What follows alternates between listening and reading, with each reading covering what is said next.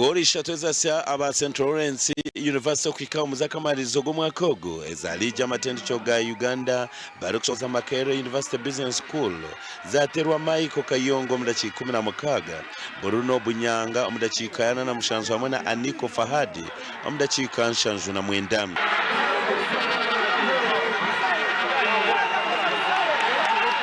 St Lawrence omezane ebiri ya semi-finals yarabahona na goli 5 aliyemwe bwanyuma okusinga ogw'enkiro y'okubanza aha golo 2 aliyemwe esabite hwire omurkavule.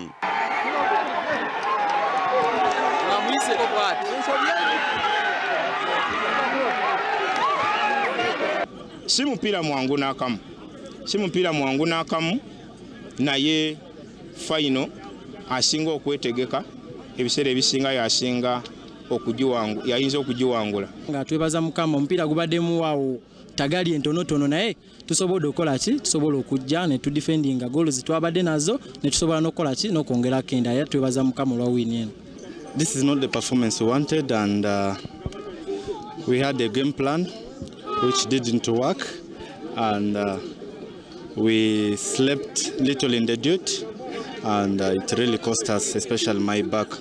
They had some errors which resulted to our loss. So oguno murundi gwa kabiri St Lawrence barukika muzakamalizo empaka ezi bwayimo kuremwa kusinga mu 2019 barukusingwa UCU agoro 2 aliyemwe kandi hati barabaho kuritana Uganda Martyrs University eyihiremu aba UCU.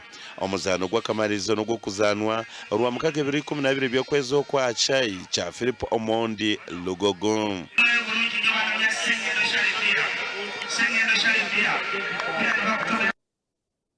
Uganda Martyrs University hari kuburayo 2019 mpaka